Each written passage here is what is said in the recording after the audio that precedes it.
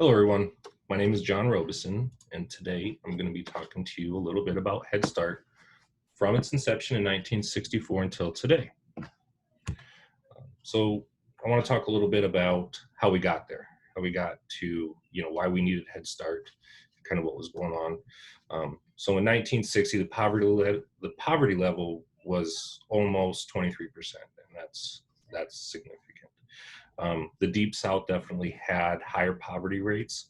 Uh, there's the spine-chilling number behind this is that it's almost, or it's just over 54%. And just to give you kind of an idea how that differs from whites, at that same time, whites were about 17%. And by 1979, they dropped to about just under 10%. Well, as you can see here, it was almost 50, or it was over 54%, just over 54%. And in that same time frame, they only dropped to almost 30%.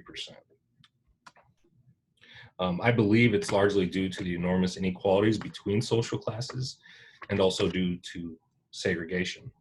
And you may be asking yourself what this means for education. Well, children that grow up in poverty are definitely ill prepared to start school. They're not as far along, so they're going to feel more isolated from other students, less motivated, lack of concentration. Another fact that I like to point out is that kids that grow up in poverty and go to school are more likely to drop out to support their family.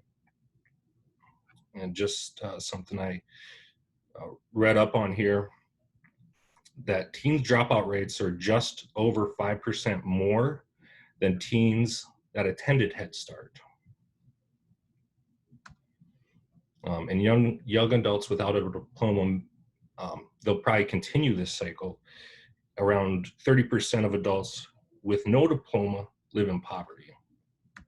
So it's definitely a cycle that we need to stop. So a change has got to be made, which brings me to my next point, which is the war on poverty. And this started with Lyndon B. Johnson declaring war on poverty in 1964. The Civil Rights Act was passed, and a program was needed to stop the cycle of poverty in America. So we put together a team to research this and see what the best actions needed were. As Robert Cook here is on the right, and Edward Ziegler is on the left. Now, these are two of the head guys, but there was a lot more than just those two. And Cook really wanted to focus more than on just education. He wanted to focus on an all-around wellness, mental, physical, stronger family ties, and things of that nature. So Head Start, he took the lead, and like I said before, he did want to focus more on just education. But then Ziegler takes over in 1975 and gets the first performance guidelines in the book, so to speak. So they had guidelines that if they met, it was sufficient so they could receive some grants. And that's exactly what happened in 1995.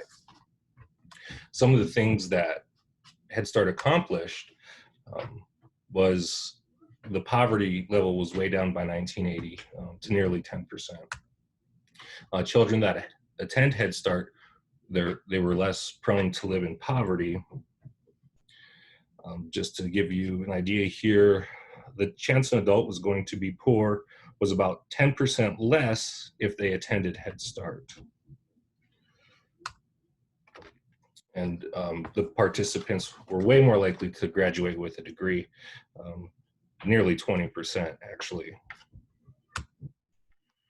And Head Start also did a lot for the parents. It helped them participate, grow self-confidence, and become more involved in their children's lives, and also help them financially find housing and insurance.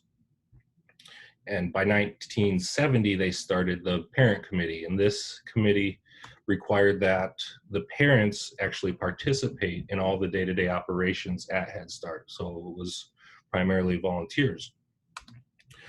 Today, Head Start helps 1 million plus every single year, and they're in every state in America. They have year-round help, so summer as well as the physical school year. And they had over, in 2019, they had over 1 million volunteers, which that's just a huge number. And that's my presentation regarding Head Start. Thank you for watching.